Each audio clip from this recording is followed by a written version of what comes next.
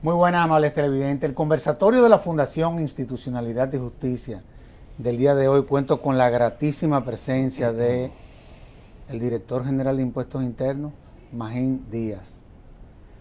Magín, en nombre de la Fundación te agradezco el que haya correspondido a la invitación al conversatorio de la Fundación Institucionalidad y Justicia. Como no, gracias por la invitación y estamos prestos a responder tus inquietudes. ¿Cómo tú valoras, por ejemplo, los niveles de conciencia que existen en la sociedad dominicana en cuanto a la importancia de que nosotros los dominicanos podamos, por ejemplo, construir una cultura de pagos de impuestos? Mira, yo creo que el país ha avanzado, sobre todo dio un salto importante con la creación de la Dirección General de Impuestos Internos hace 20 años.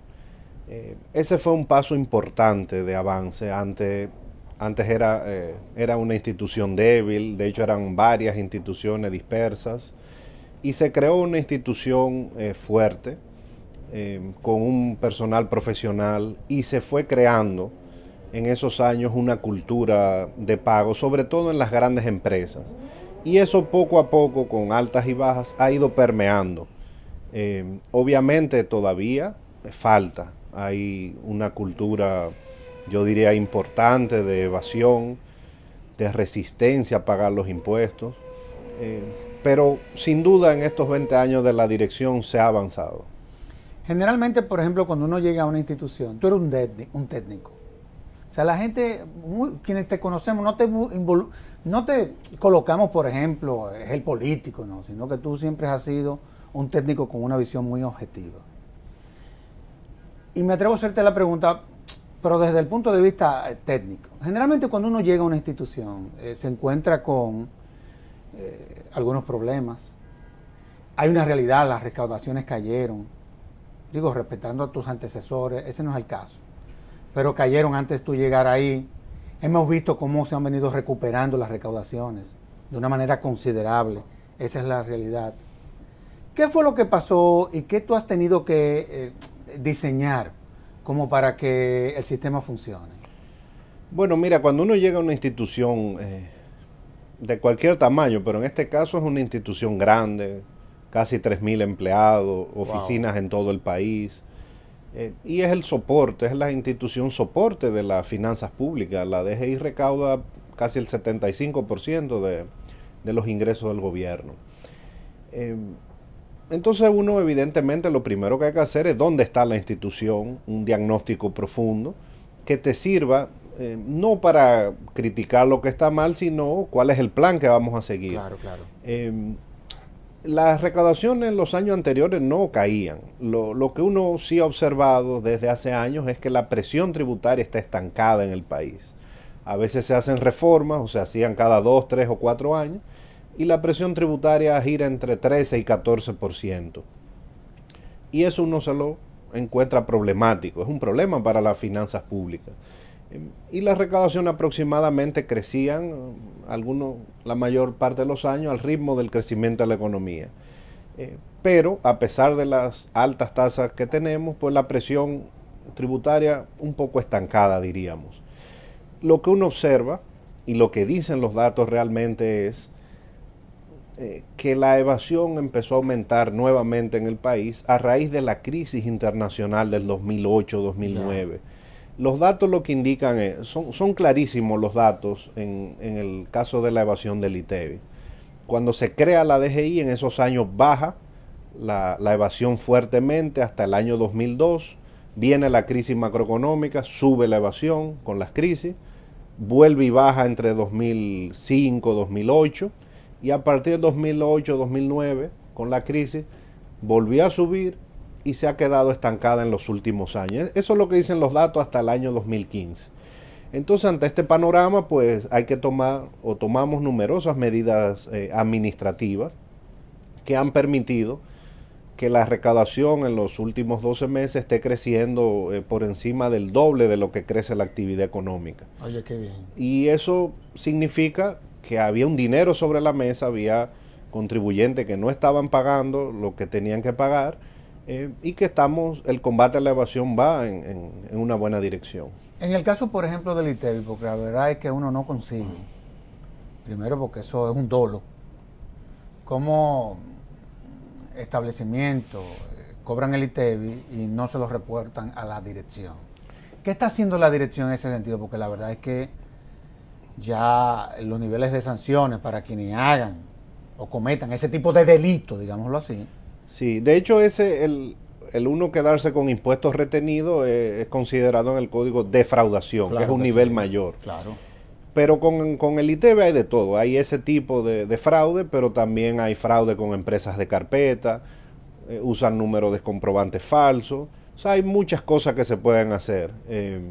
Usan comprobantes falsos para simular operaciones y bajar la carga tributaria en las empresas. Entonces, lo primero que uno tiene que hacer en general en la administración tributaria es aumentar la percepción de riesgo, porque hay cientos de miles de empresas. La administración tributaria no puede fiscalizar 100.000 empresas todos los años. Entonces, los sistemas modernos de administración de impuestos funcionan en base a la percepción de riesgo. Y obviamente, las grandes empresas más controladas y una unidad que controla las grandes empresas, y tomar medidas de control en el ITEVI, como controlar el número de comprobantes que se entregan, controlar la numeración. Hay normas que se han emitido históricamente que han ayudado, por ejemplo, normas para las tarjetas de crédito, el uso de impresora fiscal. O sea, no hay, si hay algo que nunca va a haber en administración tributaria, es magia. No hay una cosa que resuelva los problemas, claro, no. Claro. Es una batería de medidas, cruces de información. A veces que usted va y dice, mis ingresos fueron 100.000 pesos. Pero el que le pagó dice, yo le pagué 600.000. La DGI tiene toda esa información y la cruza, y de ahí, de esos cruces de información, pues salen muchas acciones que podemos tomar. Déjame hacerte una pregunta. Por ejemplo, quienes pagamos los impuestos, o quienes venimos pagando los impuestos desde hace años, digámoslo así, y que ya la institución tiene los mecanismos inclusive para poder rastrear cualquier evasión que se nos ocurra a nosotros hacer. No hay forma ya de, por lo menos en el caso de quienes venimos pagando los impuestos, de evadir impuestos, porque por ese cruce que tú decías. Pero hay una queja, por ejemplo, de nosotros con aquellos que nunca han pagado los impuestos. ¿Qué está haciendo la dirección como para poder aumentar el número de contribuyentes? Bueno, hay algunos que no pagan impuestos por ley, porque están exentos. Claro. Y en el país realmente hay muchas exenciones, tanto de bienes y servicios como en el ITEVI, como de impuestos sobre la renta e incluso de otros impuestos. A nivel de lo que se recauda, ¿qué porcentaje de exenciones hay? ¿Se ha hecho esa relación? Bueno, se recauda aproximadamente 14% del PIB, y de acuerdo al último informe de gasto tributario, que es una estimación de cuánto se deja de recaudar por exenciones, es casi 7% del PIB. O sea, ¿pero es en serio? Es así. Equivale a 50% de lo que se recauda. Pero no hay una economía que se pueda sostener con muy complicado. Y otro dato que nunca falla es que los países que tienen más exenciones, o más leyes de exención, o más exención en el ITEVI, son países de mayor evasión, porque es muy difícil controlar el sistema. Por mejor administración tributaria que se tenga, y aquí la de aquí es buena, es una institución buena en términos regionales, considerada una de las mejores, aún así es muy difícil por la cantidad de exenciones que hay. Entonces ese es un tema que habrá que tratar. Mientras tanto, la DGI tiene que administrar el sistema. Entonces, hay contribuyentes que no pagan porque están exentos. Eso no significa que la dirección no pueda supervisarlos, exigirle información, porque hay veces que sectores abusan de esas leyes. Entonces podemos supervisarlo aunque estén exentos, y estamos en eso. Ahora, otro es incorporar contribuyentes que sí deben pagar a la masa de contribuyentes, y esa es la labor del día a día nuestra. Lo hacemos a través de los cruces de información. Ahora vamos con los profesionales liberales. ¿Qué se ha diseñado? Porque la verdad es que ese es otro punto. Hasta tal punto de que profesionales liberales, no quiero decir qué tipo de profesionales, si son abogados o médicos, muchas veces argumentan de que como ellos son liberales no tienen la obligación de hacer su declaración ante la Dirección General de Impuestos Internos, que para mí eso es una aberración. Mira, si la tienen, vamos a empezar a llamarlos. Cada vez la dirección tiene más información y hay que explotar esa información. Existe en el país un régimen simplificado de tributación. Claro. Y estamos depurándolo. Lo que hemos encontrado, tristemente, es que muchos profesionales con ingreso altísimo se inscribieron en un régimen que debe ser para pequeños empresarios o profesionales que ganen menos de un rango. Pero hemos encontrado, cruzando información con otras instituciones, que muchos se inscribieron para evadir impuestos, acogerse a un régimen simplificado. Entonces estamos explotando la información porque la recaudación del impuesto sobre la renta, en el caso de las personas físicas, debería ser mayor en el país. Entonces ahí vamos a multar al que haya que multar, Claro. vamos a fiscalizar a contribuyentes individuales y vamos a aplicar una batería de medidas para incorporarlo a la base de contribuyentes. Por ejemplo, en el caso de las evasiones, ¿cuántos procesos tiene abierto en los tribunales, digamos, en Suprema Corte de Justicia, la Jurisdicción Contenciosa Administrativa, la Dirección General de Impuestos Internos? O sea, ¿está persiguiendo judicialmente a los evasores? Bueno, hay dos vías por las que te puedo responder. Uno son cuando se recurre por vía administrativa, que es una cosa. La verdad que si uno ve el código, básicamente cualquier monto por encima de 100 mil pesos puede ser considerado evasión. Ahora, cuando se determina un impuesto o se fiscaliza una empresa o un contribuyente y la DGI le determina el impuesto, el contribuyente puede recurrir eso. Primero ante el Departamento de Reconsideración y luego puede ir al tribunal administrativo. Entonces, esa es la parte administrativa. Cuando tú no estás de acuerdo, no necesariamente te acusan de evasión.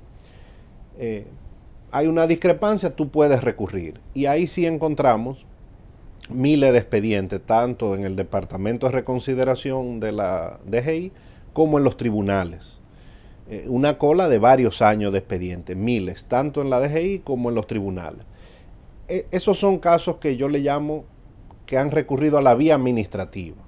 Otra cosa que tal vez a la que tú te refieres, ¿cuántos procesos tiene abierta la DGI por acusación de defraudación, claro, por la vía penal? Y la verdad es que el Código Penal lo prevé, claro, hasta penas de hasta 2 años. Claro, es una herramienta que no se ha utilizado mucho. Sí hay históricamente algunos sometimientos, por ejemplo, cuando se descubrió año 2010 por ahí un fraude de comprobante, hubo algunos sometimientos y ahora se dio apertura de juicio a un caso grande de asesores fiscales y de empresas. Una de las cosas que hemos hecho es trabajar en conjunto con la Fiscalía y la Procuraduría, y de hecho el área de litigios de DGI está dirigida por un procurador de carrera que solicitamos a la Procuraduría, y estamos en el proceso de documentar junto con la Procuraduría o la Fiscalía y nuestro equipo de abogados litigantes casos de defraudación penal, que son a los que tú te refieres. Generalmente ya los casos no se estructuran con un solo tipo penal, probablemente hay varios, y esa va a ser una de las puntas de lanza de la administración sin duda, porque es una herramienta que hay que utilizar. Definitivamente. E inclusive había una interpretación errada, que yo creo que ha sido en los últimos años, en donde real y efectivamente se está utilizando esa vía, como es lógico que se tiene que utilizar. Ahora, vamos a lo que tiene que ver con el aspecto administrativo que tú trataste primero. Porque también pudiese utilizarse eso para posponer el pago de lo que realmente hay que pagarle a la Dirección General de Impuestos Internos. ¿Se suspende una vez tú apoderas a la Jurisdicción Contenciosa Administrativa, por ejemplo, todo lo que tiene que ver con la mora y las multas? Bueno, de acuerdo al código, cuando usted no paga a tiempo, hay dos penalidades. Un recargo por no pagar a tiempo y un interés, una tasa de interés. Cuando usted recurre, el monto de los recargos se suspende, pero los intereses siguen corriendo. Ahora, ¿qué ha pasado históricamente en el país? Que muchos contribuyentes utilizan el mecanismo de recurrir, aunque la DGI tenga razón, Esperando una amnistía. esperando una amnistía. Claro. Porque claro. cuando llega la amnistía, le eliminan todo, incluyendo los intereses. Entonces, las amnistías deberían prever eso, si se hace alguna en el futuro, que tampoco sea un incentivo a que no se pague históricamente. El país siempre ha hecho muchas amnistías cada 4 años, cada 3 años. Eso es peligroso, porque para mí es hasta perverso para el que paga sus impuestos a tiempo. Sí, nos molesta eso. Aunque te reconozco que muchas veces contribuye para aumentar la base de los contribuyentes. Sí, puede ser. O sea, como te digo una cosa, te digo la otra. Pero no puede ser una herramienta que sea parte del sistema, que el contribuyente sepa que dentro de varios años va a haber una amnistía. No. Los países hacen amnistía a veces para corregir distorsiones históricas, cuando hay una crisis. Hay que tener cuidado con el tema de perdonar todas esas multas o recargos o intereses, porque es injusto para el que paga a tiempo. Pero claramente, cuando usted recurre, lo que dice el código es que separan los recargos en lo que usted recurre, pero los intereses no. Entonces yo creo que eliminar intereses es complicado, porque es el costo del dinero en el tiempo. Claro.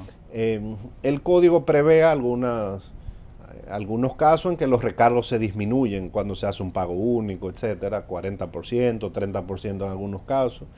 Entonces hay que balancear. Ahora, lo que no se puede permitir es que el recurso sea un mecanismo para posponer indefinidamente el pago de los impuestos. Por eso estamos trabajando fuertemente para que no se acumule esa cantidad de recursos históricamente. Tenemos un task force para que no haya esa cola. Los casos nuevos que llegan son fallados en un tiempo razonable. O sea, que se ha ido especializando inclusive el propio sistema de justicia en el área tributaria. Sí, en el tribunal administrativo recibe cientos, miles de casos, recibe y tiene. Y estamos trabajando de la mano con ellos para que se agilicen los fallos. Obviamente es una jurisdicción independiente, pero tampoco a ellos les conviene que se acumulen esa cantidad de expedientes, entonces que vayan fallando. Pero hay un expertise sin duda en el tribunal administrativo sobre el tema. Yo sé que tú tienes muy poco tiempo en la dirección. Parecería que tienes mucho tiempo, pero tienes muy poco tiempo. Porque tú has sido muy conciso, preciso, pero macizo en todo lo que ha sido el desarrollo de tu administración. Esa es la realidad. Pero uno generalmente se encuentra con algunos escollos. Por ejemplo, nosotros tenemos algunos problemas, y eso nada más se me ocurre preguntárselo a un técnico. Si tú hubieses sido político, no te lo voy a preguntar. Por ejemplo, cuando tú analizas el comportamiento de instituciones como la que tú diriges en países del área, a nadie, por ejemplo, se le ocurriría pedirle una cita al director general para resolver un problema o para conciliar una cuenta con la Dirección General de Impuestos Internos. Pero aquí hay sectores ligados a la política, inclusive hasta el arte, digámoslo así, por no especificar y ser un poco objetivo, que muchas veces han estado, cuando se le presentan situaciones, en contacto permanente con el que dirige la institución. Eso es normal, porque no te ha llamado la atención eso. Bueno, le llama la atención sobre todo a los colegas directores de otros países. ¿Verdad que sí? Llama la atención, sí, sobre todo... Porque tú no estás para estar recibiendo gente. Bueno, depende, porque sí llama la atención, siempre los directores de impuestos tenemos reuniones donde nos vemos todos, y hay que ver a quién uno aspira a ser. Uno aspira a ser, como país, una administración tributaria como las modelos de la región. Claro. ¿Cuáles son las modelos? Bueno, la de Chile es avanzada, la de Argentina, la de Colombia, la de Ecuador ha progresado muchísimo en los últimos 10, 15 años. De hecho, probablemente hasta nos pasó que en algún momento éramos mejor. Y nosotros, bueno, colocados sí por encima, lo que dicen los expertos internacionales, por encima de la región centroamericana. Pero nosotros aspiramos a los países más desarrollados de América Latina, como los que mencioné, y México también. Y esos directores se encuentran muy extraños, eh, porque ninguno de ellos ve casos particulares. Eh, Están concentrados en la estrategia de la institución. Claro. Eh, yo creo que hay que hacer un balance, sí, recibir obviamente todas las asociaciones, instituciones, escuchar los problemas, ver casos individuales, realmente eso es propio de la cultura dominicana. Eh, pero siempre es bueno escuchar. Obviamente yo considero que es injusto cuando un director recibe a un contribuyente, cuando hay probablemente 100.000 que quisieran hacerlo. Entonces, Claro, claro. ahí hay que tener cuidado de no darle Claro, privilegios claro. al que puede tener acceso a la dirección. Claro, claro. Y ahí sí nos estamos cuidando mucho. Yo creo que eso es una cultura que irá cambiando. Los contribuyentes tienen que entender que las reglas son iguales para todos. Hay excepciones que nos da la ley de tratos privilegiados al sector agropecuario, por ejemplo, al régimen simplificado, a las pymes. Yo creo que un director debe hacer excepciones para los pequeños contribuyentes, las pymes, el sector agropecuario en el marco de la ley, pero ya cuando van grandes contribuyentes a pedir exenciones, pues excepciones le están pidiendo a uno que viole la ley. Entonces, siempre yo, aunque no soy abogado, tengo dos códigos tributarios para que no haya duda ahí al lado. Entonces, lo que uno trata es de dar un trato de acuerdo a la mejor interpretación que tengamos de la ley. Sin duda es un tema cultural muy propio del país, que yo espero que vaya cambiando. Yo creo que el mensaje está llegando de que debe cambiar. Obviamente, uno como director debe escuchar, sobre todo a los representantes de las organizaciones, algunos casos particulares que pueden ser de interés para mejorar la institución. Claro, claro, claro. Pero sí es molestoso contribuyentes que quieran acceso cuando no logran en la institución lo que ellos quieren, y la institución está para tener la flexibilidad que permite el marco legal. Claro, claro. Hay un tema que es muy controversial y hay quienes lo consideran que es inclusive hasta injusto, que es el tema de los anticipos. Por ejemplo, para quien viene pagando sus impuestos, yo sostengo la tesis de que no deja de ser un alivio, porque es una forma de tú anticiparte a lo que finalmente vas a tener que pagar. Pero hay otros sectores que muchas veces no cuentan con el cash flow como para poderle dar el frente a eso. ¿Cómo tú valoras eso en la práctica? Estoy hablando en la práctica. Mira, yo no puedo negar de dónde yo vengo. Y yo vengo del Ministerio de Hacienda. Esa es mi formación. Es decir, de la política fiscal, de la macro. Claro. Y el anticipo es un mecanismo macroeconómicamente saludable para un país, sobre todo en países que hay altos niveles de evasión. Y eso lo vimos claramente en el año 2009, 2010, cuando teníamos el rezago de esa crisis internacional que no nos pegó directo, pero sí nos pegó. Entonces el anticipo ayuda a darle estabilidad a las finanzas públicas. Claro, claro. Antes del anticipo era un caos. Se pagaba en un mes, después caía la caja del gobierno. Entonces, 1.5% de las ventas brutas equivale a más o menos un 6% de rentabilidad. Es una tasa que se buscó en base a los indicadores promedio de la economía. Y quitar el anticipo, yo creo que en el país daría mucho más problemas de los que puede resolver dejándolo. Entonces, macroeconómicamente han ayudado. Y yo creo que hay argumentos que no son válidos para quitarlo. Por ejemplo, las pymes dicen que le perjudican mucho. Pero es que si son pymes, deben estar en el régimen simplificado y por tanto, y ese régimen no se paga anticipo. Sí, hombre, claro. En el sector agropecuario no se paga anticipo. Esa es la regulación. Y también hay mecanismos dentro del código para los casos en que las empresas de un año a otro tengan problemas de liquidez. Que es ahí donde yo veo que es inclusive lo que puede contribuir o servir como una especie de ahorro obligado en cuanto a lo que tú como impuesto tienes que pagar al final. Pero fíjate que tenemos todo tipo de casos. Primero, el código permite la flexibilidad.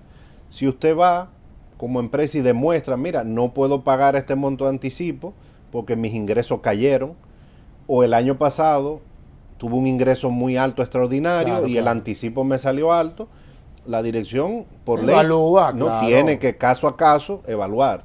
Ahora, van algunos y dicen, mira, mis ingresos bajaron, entonces uno le da una tecla ahí porque tenemos la información y no es cierto, entonces no podemos ser flexibles. Claro, claro, Entonces, claro.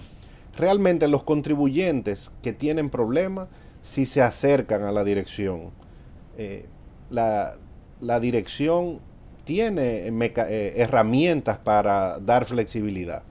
Eh, con niveles de evasión como lo que señalan los estudios independientes y los estudios internacionales, realmente sería complicado para las finanzas públicas eliminar el anticipo. Yo en lo personal digo, a mí me va a caer arriba mucha gente. Yo soy de lo que estoy de acuerdo con los anticipos. Porque he visto que es una forma de tú obligarte, vuelvo y te reitero, a lo que finalmente tú vas a tener que pagar, irlo pagando en plazo. Sí, Y con antelación, yo estoy de acuerdo con eso. y como te dije, hay mecanismos. Si hubo un año que usted tuvo ingreso extraordinario que recibió, hombre, claro. usted va a la DG y dice, mire, es un ingreso que me pasó una vez, no me calculen eso en el anticipo claro, del año claro. que viene. Si se le caen los ingresos este año porque sus ventas se desplomaron, se pueden bajar los anticipos caso a caso y la dirección lo evalúa. Vamos a hacer una pausa y de inmediato volvemos con este interesantísimo programa.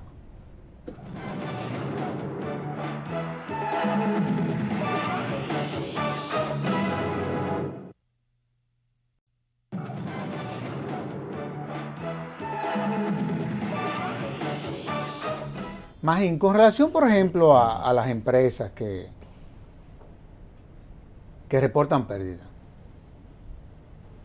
¿qué situación se le presenta a la dirección en cuanto a la posibilidad de cobrar los anticipos? Bueno, lo primero es que reportar pérdida no es malo, es parte de una economía de mercado. El problema es cuando el reporte de pérdida se hace para tratar de evadir la responsabilidad del pago del impuesto sobre la renta, que es lo que pasaba históricamente. Claro. Por eso en el año 2000, 2001, en una de las reformas se puso por 2 años temporal un impuesto mínimo, porque eran miles de empresas que analizándola uno se sabía que no tenían pérdida, pero sí reportaban pérdida. Pero esa es la visión del Fondo Monetario Internacional. Bueno, la visión del fondo en general es que en los países con alta evasión de impuestos sobre la renta, que es el caso nuestro, debe ponerse un impuesto mínimo. Aquí se puso por 2 años, 2001 y 2002. Y ya luego después se puso un anticipo. Bueno, aunque la empresa tenga pérdida, pues debe pagar su anticipo, porque es un anticipo. Claro. Si tiene pérdida, bueno, después tendrá un saldo a favor que puede ser compensado en los próximos años. Entonces, tener pérdida, como dije de entrada, no es ni bueno ni malo, es fruto de una economía de mercado. Ahora, la DGI cada vez más tiene mecanismos para tratar de validar si son pérdidas reales o si son pérdidas para evadir el impuesto. Si son grandes, medianos contribuyentes, se fiscalizan las empresas, se le hacen determinaciones de oficio, etcétera. O sea, ya hay formas de analizar la información que nos permiten validar si una empresa está perdiendo realmente o no. Ya. Cuando uno ve la estructura de la Dirección General de Impuestos Internos, que para mí es una estructura, a veces me da la impresión que hasta esquizofrénica, y te lo voy a decir por qué. Sobre todo por atribuciones que le da la ley que no son propias de una Dirección General de Impuestos Internos. O cuando tú, por ejemplo, tienes una visión comparada de cómo este tipo de instituciones operan en todos los países del mundo. Tú llegas aquí y te encuentras que son las que cobran la placa, que son las que tienen que ver con una serie de funciones. ¿Cómo tú ves esa parte, por ejemplo, de todas esas funciones adicionales que tiene la dirección? Eso no te afecta, por ejemplo, el buen desempeño de lo que sería eventualmente la naturaleza de una institución como la que tú diriges.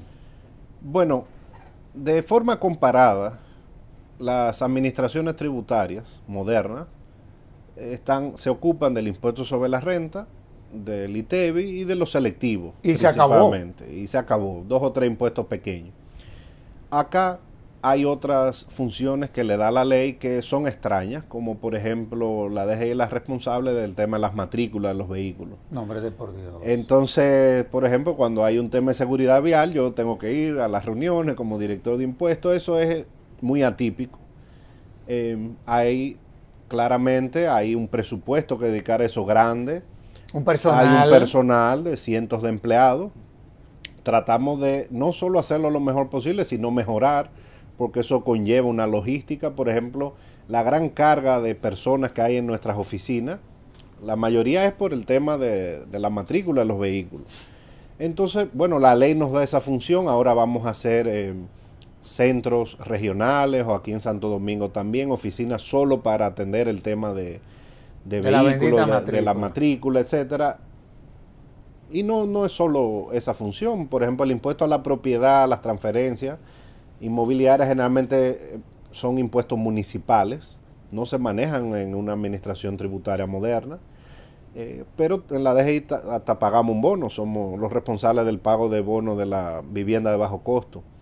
Yo creo que la DGI lo trata de hacer de la mejor manera posible, pero claramente no son parte del core de una administración tributaria moderna. Sí, porque la verdad es que cuando uno ve, por ejemplo, cuando uno va a las oficinas y ve la cantidad de personal y es lógico que sean muchos las personas que trabajan en esa, ocupando los espacios que debieran de estar ocupando personas que estuvieran enfocadas en todo lo que tiene que ver con el pago de los impuestos, la verdad es que a cualquiera lo pone nervioso, honestamente hablando. Nosotros, como te dije, ya estamos haciendo análisis de eficiencia para crear algunas oficinas solo para el tema de vehículos. En las ciudades el problema es mayor porque hay muchos motores, entonces se llena la oficina, todos esos motoristas buscando sus matrículas. Entonces en algunas ciudades que podamos, donde hay más movimiento, eso, crearemos otras oficinas, pero realmente distrae de la función principal, que es recaudar los grandes impuestos del país. ¿Cuál es tu relación, por ejemplo, acabamos de aprobar una modificación a la ley de lavado de activos? Se está hablando de una ley de extinción de dominio, en donde no hay duda de que la Dirección General de Impuestos Internos va a ser clave en todo esto, aunque la gente no lo está viendo. La gente percibe que es la Superintendencia de Banco, el Ministerio Público, pero no hay duda de que la dirección va a tener que crear una división o fortalecer la que tiene. ¿Cómo tú ves esto? Porque la verdad es que cuando tú lees la ley, o la nueva ley de lavado de activos, la verdad es que establece una serie de responsabilidades, establece una serie de controles, de filtros, en donde yo entiendo que ustedes se tienen que haber venido preparando. ¿Es así? Bueno, hace un año cuando yo tomé el cargo era algo que no estaba en mi radar. Yo pensé que no sabía que ese tema iba a venir. La ley vino en los últimos meses, sí nos preparamos fuertemente, fortaleciendo el área jurídica.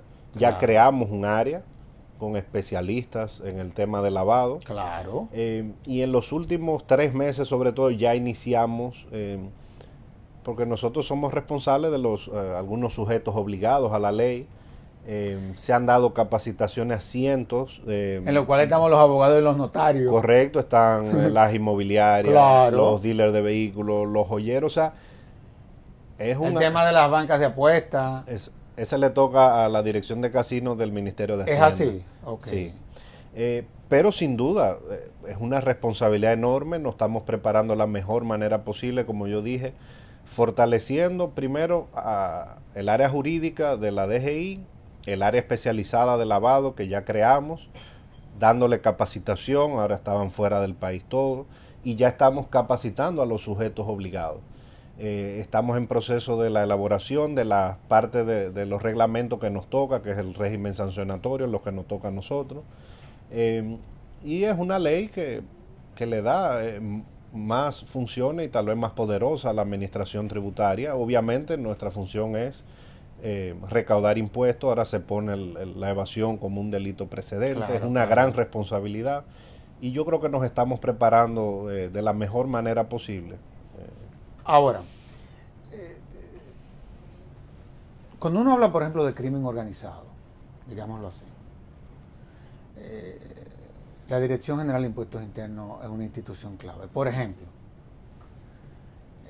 es para ver cómo anda tu relación con las instituciones encargadas de darle respuesta al fenómeno, por ejemplo, de la criminalidad organizada, a todo lo que tiene que ver con actividades que son fruto de actividades ilícitas, o sea, por fortuna. Tú sabes muy bien que a veces yo tengo la percepción, o no, tú sabes muy bien, yo tengo la percepción de que aquí hay más ricos que empresarios. La gente que sin ser empresario probablemente exhiba fortunas que van más allá que lo que vienen trabajando desde hace décadas. ¿Cómo tú conectas, por ejemplo, con el Ministerio Público? Te hago la pregunta porque, por ejemplo, el caso de Al Capone en los Estados Unidos. Por impuestos. Que no hubo forma de cómo someterlo a la justicia y la única vía que se pudo lograr fue a través de la evasión fiscal. ¿Cómo tú has podido eso? Además sería una excelentísima herramienta la Dirección General de Impuestos Internos contra el fenómeno de la corrupción, digámoslo así. Claro. ¿Cómo ustedes vienen trabajando ese tema? Bueno, primero, lo que nos da el marco legal, que nos da mucho, y ahora con la ley de lavado más, y trabajar en conjunto con las instituciones. En algunas hemos formalizado acuerdos, en otras no ha sido necesario, pero por ejemplo, con la Procuraduría, claro, una colaboración, tenemos 2 procuradores de carrera asignados a la DGI, uno a cargo del área de litigios de la DGI. Vamos a llevar casos, obviamente, penales, en conjunto con la Fiscalía. Trabajamos un caso grande que ya se abrió el juicio. O sea, estamos trabajando con la Procuraduría y la Fiscalía por un lado, ahora con la unidad de análisis financiero que se creó en el marco de la ley de activos, que ya venía funcionando, pero cada vez tiene más fuerza, con la Cámara de Cuentas, claro, tenemos un intercambio de información, con el sistema judicial para la agilización de los expedientes, respetando obviamente la independencia de cada uno de los poderes. O sea, estamos desplegando todo el arsenal de herramientas que nos permite la ley y trabajar en conjunto con instituciones, todas con el mismo fin. O sea, en el fondo todo el que va de impuestos, bueno, pues, generalmente no viola una sola ley, viola varias. Entonces yo creo que esa parte va bien, la de coordinación con las instituciones de... Porque eso es clave, ¿eh? Sí, con la superintendencia de bancos, en el marco de lo que nos permite la ley, de acceder a la información bancaria caso a caso, claro, etcétera, con orden judicial cuando corresponde. Claro. O sea, yo creo que vamos bien en esa dirección de coordinación. No hay duda de que se está haciendo un trabajo y a nosotros como fundación nos consta porque hemos venido conversando respecto a las estrategias que tú has diseñado, a las políticas que se han ido implementando. Ahora, ¿cuáles son los retos? O sea, porque a fin de cuentas, en la medida en que tú vas implementando políticas, son hipótesis de trabajo, Sí. Y vas diseñando estrategias. ¿Cuáles son los retos? Te lo digo, porque es que nosotros vivimos en un país, este es un país extraordinario, yo no me voy de aquí ni loco. ¿Cuáles son los retos que tú tienes? Yo sé que tú me vas a decir, bueno, el presidente Medina me está apoyando. Claro que te está apoyando, es evidente, porque las recaudaciones aumentaron. ¿En qué porcentaje aumentaron las recaudaciones? Bueno, este año van aumentando alrededor de 12%. ¿En serio? Sí.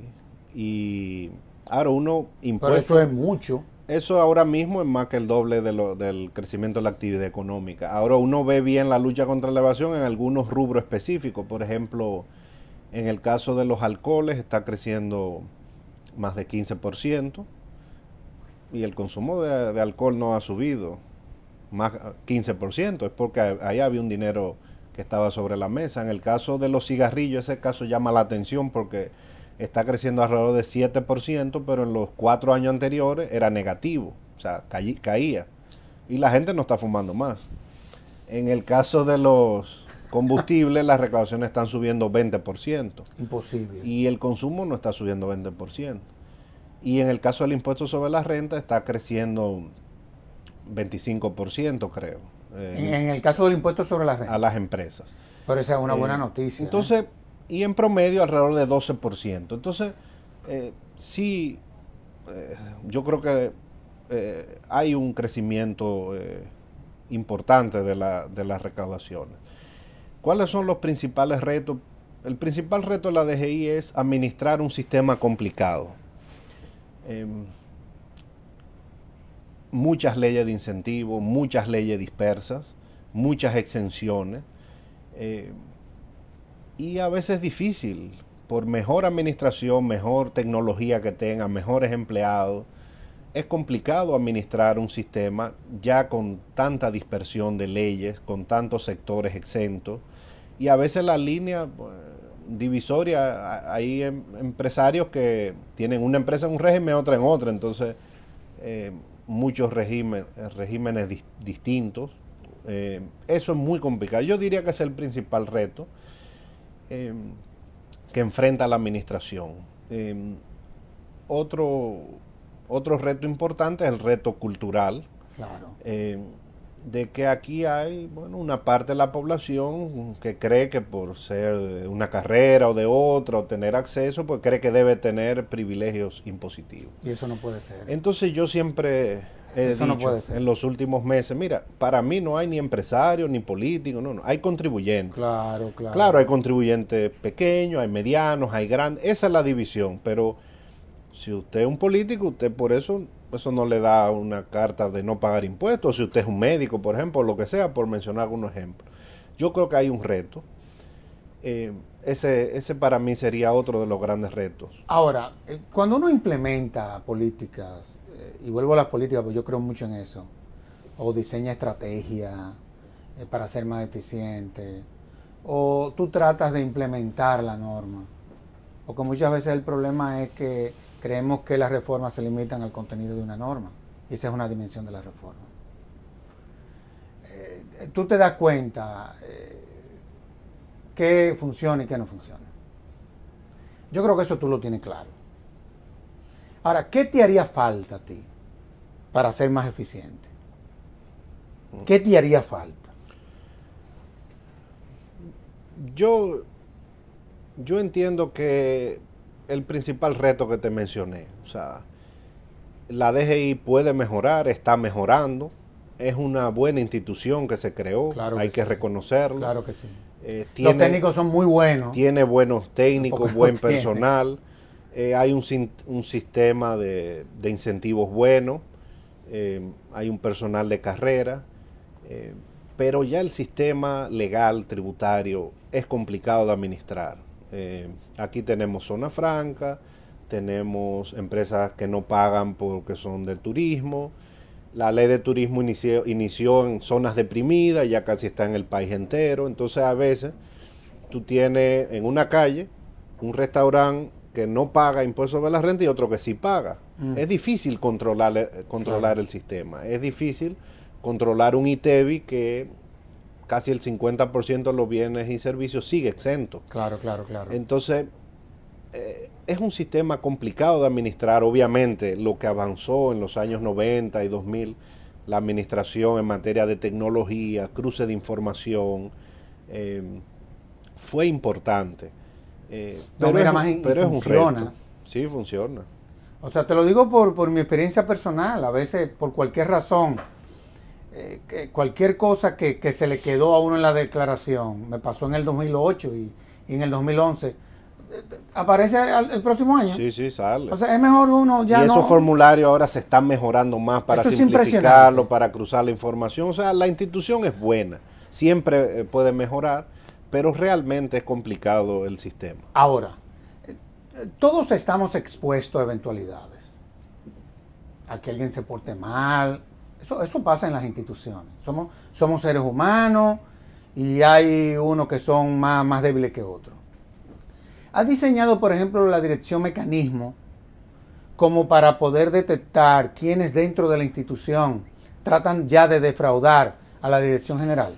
Sí, la institución tiene mecanismos y han separado y los estamos mejorando. Hay un departamento de control interno. Ya, eso que funciona bastante bien. Ahora tenemos una buena asistencia técnica yo entiendo, una de las instituciones en el mundo que tiene mejor control, que es el Departamento del Tesoro americano, Wow. para el tema de asuntos internos. Eh, hemos puesto controles tecnológicos, hay un rastro de si alguien quiere cambiar algo, se equivoca y cambia lo que no es exactamente, hay alertas. Siempre van a pasar, yo entiendo que en DGI es una minoría, tiene un personal bueno, pero siempre pasan esas cosas. Sí, claro, claro. Y es parte de un proceso normal. Claro. Hay un reglamento para los empleados, un código de ética, hay diversos tipos de faltas y si cuando se encuentran empleados pues cometiendo, depende del tipo de falta, pues hay que desvincularlo. Yo quiero preguntarte algo y ya el programa se está terminando. Aquí en la Fundación tenemos una visión académica muchas veces de ver las cosas.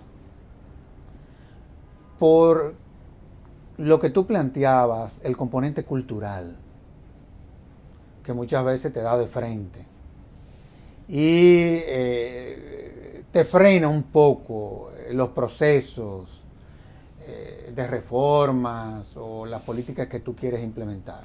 O sea, a la ciudadanía o los usuarios muchas veces les gusta conservar